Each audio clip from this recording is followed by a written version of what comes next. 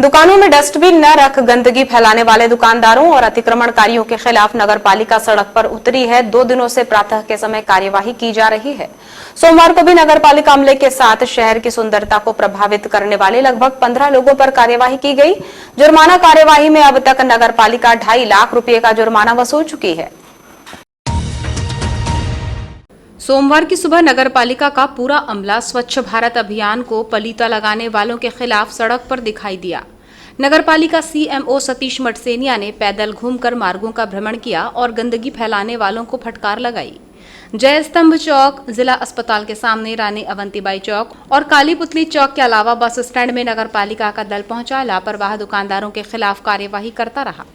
नगरपालिका सीएमओ सतीश मटसेनिया ने बताया कि बस स्टैंड और उसके आसपास के क्षेत्र में अतिक्रमण कर गंदगी फैलाने, बस स्टैंड परिसर को गंदा करने और दुकानदारों द्वारा 2 डस्टबिन का उपयोग नहीं किए जाने की लगातार शिकायतें मिल रही थीं, जिसके चलते सोमवार की सुबह भ्रमण कर कार्यवाही की गई। उन्होंने बताया कि कार्यवाही के दौरान नगरपालिका परिसर के आसपास फुटकर दुकानदारों द्वारा अतिक्रमण कर गंदगी फैलाने पर उन्हें हटाने और दुकानदारों द्वारा 2 डस्टबिन का उपयोग नहीं करने पर कार्यवाही की गई। इस दौरान करीब 15 लोगों के खिलाफ कार्यवाही कर जुर्माना वसूला गया है। बस स्टैंड पर लगातार शिकायतें मिल रही थी। साथ ही साथ हम लोगों ने नगरपालिका के सामने से ही जो अतिक्रमण की कार्रवाई, गंदगी फैलाने के ऊपर कार्रवाई और साथ ही साथ 2 डस्टबिन का प्रयोग नहीं किया जा रहा था। जो व्यापारी बंधु हैं, जो फुटकर व्यापारी हैं उनके द्वारा, तो उन पर हमने के द्वारा कार्रवाई की गई है। उनके अतिक्रमण को हटाया गया है, उन पर जुर्माना लगाया गया है। इसके साथ ही साथ फिर हम जो अपना रानी अवंतीबाई चौक है उसके चारों तरफ जो लोगों ने अवैध रूप से ठेले गुमटियाँ लगा रखी थी, उनको भी हटाने की कार्रवाई हमने की है। लगभग कितने लोगों के ऊपर जुर्माना रखा गया और कितनी राशि वसूली गई आज?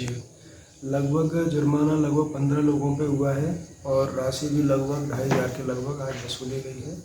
उसके बाद फिर हम बस स्टैंड में एंट्री की हमने, तो बस स्टैंड में जो बस संचालक बसों को धो रहे थे उन पर जुर्माने की कार्रवाई की कि आपके द्वारा स्वच्छता के जो मूल मंत्र है, जो माननीय प्रधानमंत्री जी का, माननीय मुख्यमंत्री जी का और माननीय कलेक्टर महोदय के द्वारा इसके लिए बार बार हम लोगों को आदेश दिए जा रहे हैं कि शहर को स्वच्छ रखना है और स्वच्छ रखने के साथ साथ इसको सुंदर बनाना है। तो इस मंशा को जो लोग प्रभावित कर रहे हैं उनके खिलाफ हमने जुर्माने की कार्रवाई की है और कुछ लोगों को वार्निंग दी है कि आगे चल के अगर इस गलती को दोहराया जाएगा तो अवैध रूप से जहाँ भी वो खड़े हैं उनको वहाँ से हटा दिया जाएगा। लगभग कितने बस मालिकों के ऊपर कार्रवाई की गई आज? आज एक बस मालिक के ऊपर कार्रवाई की है। इसके अलावा वहाँ पे एक दुकान थी जो कि पंचर और टायर का सुधारने का काम करते हैं, उनके यहाँ डस्टबिन नहीं पाए गए और गंदगी पाई गई, तो उनके ऊपर भी जुर्माने की कार्रवाई की गई। इसके बाद फिर हम लोग जो बार बार नगरपालिका के द्वारा साफ़ कर दिया जाता है बस स्टैंड, तो वहाँ पे लोगों के द्वारा अपने अवैध रूप से 4 व्हीलर वाहन 2 खड़े हुए थे, तो उनको भी जब्त करने की कार्रवाई की गई है। अगर नहीं हटाते हैं तो उनको उठाकर हम थाने में उनको रख देंगे। जो जिला आयुष अधिकारी साहब का जो कार्यालय है, CMHO साहब का जो हॉस्पिटल है, वहाँ पे भी उसके सामने जो अवैध रूप से ठेले लगे हुए हैं, तो वो गंदगी फैला रहे थे, 2 डस्टबिन का प्रयोग नहीं कर रहे थे, तो उनको भी समझाइश दी गई है और कुछ लोगों के ऊपर जुर्माने की कार्रवाई भी की गई। बस स्टैंड परिसर अस्त व्यस्त होने से यहाँ गंदगी का आलम पसरा होता है और जहाँ तहाँ कूड़ा करकट फेंक दिया जाता है, जिसको लेकर नगरपालिका CMO दुकानदारों पर जमकर बरसे और उन्होंने 2 डस्टबिन जरूर रखने की समझाइश दी, जबकि यहाँ बस धुलती हुई पाए जाने पर कार्यवाही की। सभी बस मालिकों को कहा गया है कि बस स्टैंड में बसों की धुलाई नहीं होनी चाहिए, जिससे गंदगी फैलती है। इसके अलावा दुकानदारों को भी सख्त हिदायत दी गई है। देखा गया कि CMHO कार्यालय के सामने भी इसी तरह की कार्यवाही करते हुए सफाई व्यवस्था बनाए रखने की बात कही गई। अतिक्रमणकारियों को सख्त हिदायत दी गई कि उनके द्वारा अगर गंदगी फैलाई जाएगी तो अतिक्रमण हटाने की कार्यवाही सख्ती से की जाएगी। देखा जाए तो नगरपालिका के इस प्रयास का व्यापक असर दिखाई दे रहा है।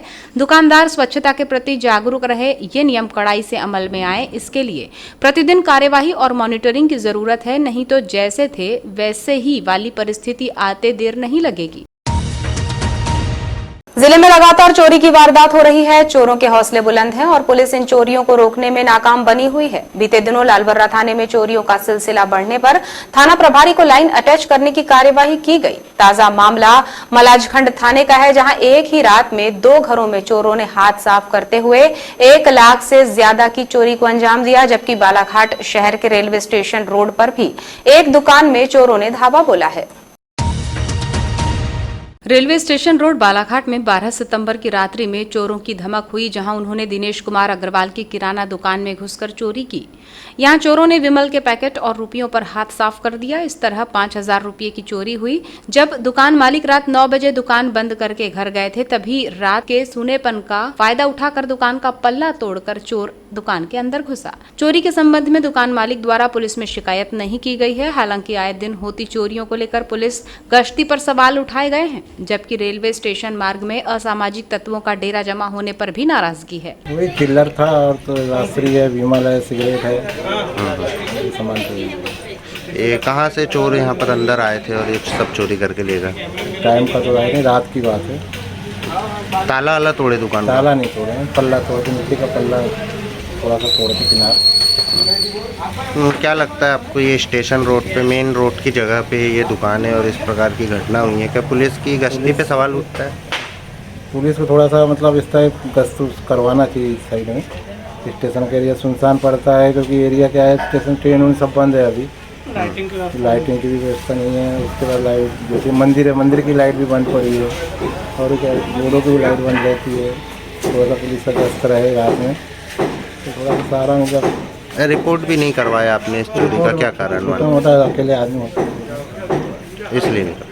इसी तरह मलाजखंड थाने के तहत चोरी की वारदात घटित हो गई। पुलिस से मिली जानकारी के अनुसार मलाजखंड थाना क्षेत्र के बछेरा पाठ में 11 सितंबर की रात्रि 10 बजे चोरों ने प्रवेश करते हुए पमन लाल यादव के घर का ताला तोड़कर घर में रखे जेवरात और नकदी सहित कुल 48,000 रुपये की चोरी कर ली, जिसकी शिकायत मलाजखंड थाने में की गई।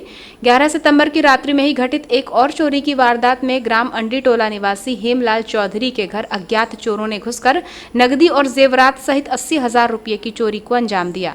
इस तरह बालाघाट जिले के अलग अलग थाना क्षेत्रों में घटित हो रही चोरी की वारदातों में पुलिस की कार्यप्रणाली पर सवालिया निशान लगा रही हैं, जबकि पुलिस अधीक्षक भी चोरी के मामले को लेकर गंभीर बने हुए हैं और थाना प्रभारियों को जवाबदार मानते हुए उन्हें लाइन अटैच करने की कार्यवाही भी की जा रही है, जैसा कि बीते दिनों लालबर्रा थाना प्रभारी को लाइन अटैच किया गया था। रामपाली थाना क्षेत्र में गर्रा में धर्मांतरण के लिए पहुंचे लोगों को ग्रामीणों के विरोध का सामना करना पड़ा। यहां हिंदू देवी देवताओं के खिलाफ मिथ्या प्रचार और धर्मांतरण के लिए लालच दिए जाने पर ग्रामीणों ने विश्व हिंदू परिषद बजरंग दल के सहयोग से धर्मांतरण के इस कार्य को रुकवाकर मामले की शिकायत रामपाली थाने में दर्ज कराकर कार्यवाही की मांग की है।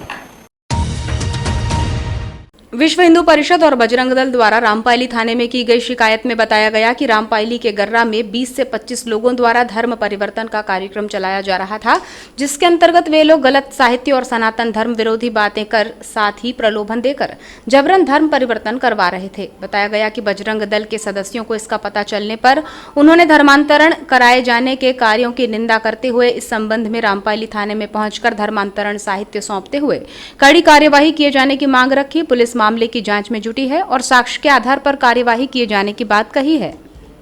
गाँव में कुछ बाहर के लोग आके घर घर जाके किताब बेच रहे थे, और जब उस किताब को पढ़ा गया तो उसमें हमारे सनातन धर्म के खिलाफ कुछ गलत शब्द यूज हुए।